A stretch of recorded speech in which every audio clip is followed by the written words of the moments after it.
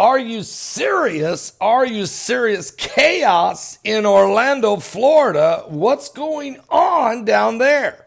Now, 2 days ago, of course, we had an alligator that attacked a 15-year-old girl. She climbed a tree, and the alligator was still relentless. As she climbed the tree, the alligator had her treed and was still trying to eat her.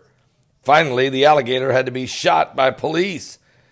Yesterday, on the 4th of July, a tornado came out of nowhere and just basically tore the roof completely off of a restaurant. There were 80 people inside. They had to flee the restaurant for their lives. One person was injured. And now we have a hostage situation down in Orlando. All of this actually was in Lake County, which is right there at Orlando. You know, Orlando is in Orange County and part of Lake County. So, Lake County, all three of these issues, these incidents. Let me tell you what's going on, though, with this hostage situation, because according to Lake County, Florida, there in Orlando, SWAT teams had to come in, and they, as a man held 2 people hostage, and I was getting ready to report on this hostage standoff, and then breaking news, he has been shot and killed. According to the reports, Lake County deputies have shot to death an armed man who was holding 2 people hostage this morning. Nobody else was hurt in the incident, which unfolded there in just on this Orlando, Florida, in Lake County, near the Grove Square Plaza.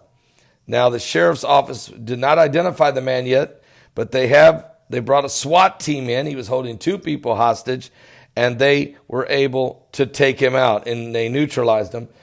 He is now dead. The Florida Department of Law Enforcement is still on the scene, obviously, as this ongoing investigation of this shooting is continuing right now.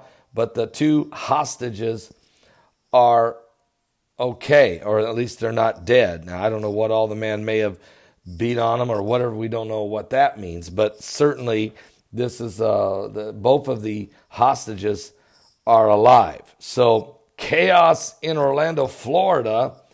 Let me just say something. Do you understand spiritual warfare? Do you understand what the Bible means when it says that there will be principalities and powers and spiritual wickedness in high places? Now, you can talk about government if you want to, but actually, you have to look at this from the eyes of prophetic eyes of the spiritual analysis, because demon spirits are loose in the land. I mean, I wrote the book Mark of the Beast, RFID. That has to do with the biblical prophecies of the end time of a new world order, or the biblical beast and the Antichrist and the false prophet, and how it affects all of the nations of the world. But when you're dealing with legions of demons, when you're dealing with the book I also wrote called Zombie Apocalypse, then you're dealing with demonic forces that cause people to do things, not only people, but these demon spirits can affect animals, for instance, the alligator. They can affect weather, for instance, tornado, and they can affect people, or a man with a gun holding hostages.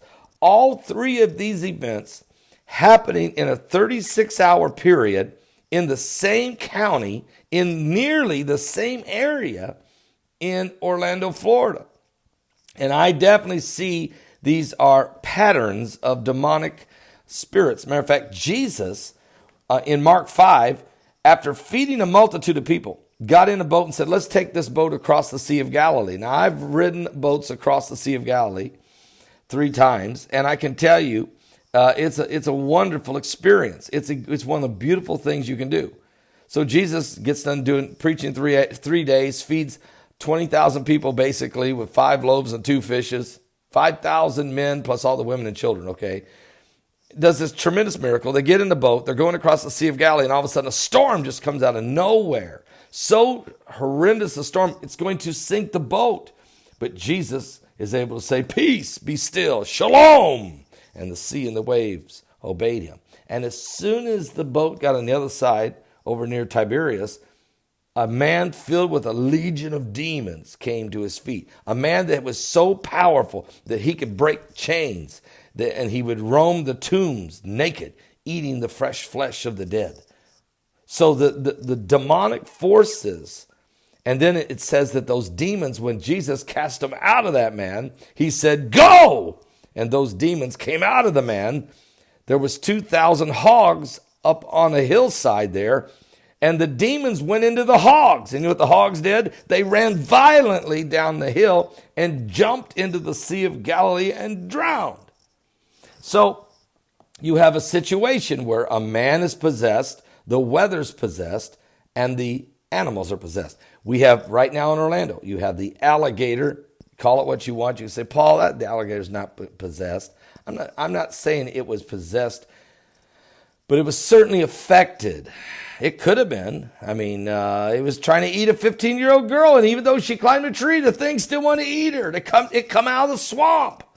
And then you have a tornado just a few hours later, and then you have a man holding people hostage. So these demonic forces can congregate, can manifest, then maybe move on or stay in the area. Some demons are what's called territorial demons. You got to understand. Dr. Lester Sumrall, who ordained me back in 1996, taught on demonology, and I've studied underneath Indiana Christian University, so I can tell you right now, demon spirits operate in many forms, okay? Many forms and manifestations. Not just curses and witchcraft and hoodoo and voodoo and who do you think you're fooling? I mean, it's not just only that. It's not just tarot cards and sorcerers and black magic and witches and Wiccans and warlocks and, seances and Ouija boards and tarot cards and palm readers and crystal ball gazers. It's in demonic forces will also operate in governmental leaders, okay, kings, presidents, foreign ministers, and can manifest in many forms in religious demons like ISIS. They would go around chopping off heads and murdering and raping and brutalizing people. So you're not in this. Look, we're in the world, but we're not of the world. And I'm just saying I can identify things. When I saw these three different stories, and today, when I saw the first two stories, but today, when I seen the hostage situation and the man with the gun, I said, there's something ain't right. Something ain't right there. And so if you're in that area, I'm just saying, can I get some prayer warriors praying and pray that whatever that demonic destruction, you notice the Bible says this, Jesus said, the thief cometh not, but for to kill, steal, and destroy. Okay? Well, kill, steal. So you got an alligator trying to kill a girl. You got a tornado destroying a roof. And you have the situation where the man with the hostages, you have these demonic spirits manifesting. And they happen anywhere and everywhere. And remember, the zombie apocalypse, and that book I wrote on the zombie apocalypse, as well as the DVD. I wish I had that right now sitting here, but I don't. The DVD I did on zombie apocalypse. Both of those will really help you understand how the demonic forces manifest. And in these last days, it's going to get worse. Okay, it's another sign of the apocalypse. It's just as much of a sign, if not more so, than maybe the blood moons. Okay, or the New World Order. I mean, all of these are demonic signs of the last days. Give your life to Jesus Christ. And the blood moons, of course, is God's signs warning you that these days are upon us. Are you saved? Today I'll be live at 12 noon, and guess who my guest is? Steve Quayle. Steve Quayle will be my guest. Don't miss today's live broadcast. He'll tell you about demons and giants, and I don't know what else we're going to get into with our guest today, Steve Quayle. What? Don't miss the show. It starts at broadcast. It's a broadcast. Starts at 12 noon Eastern. Are you serious?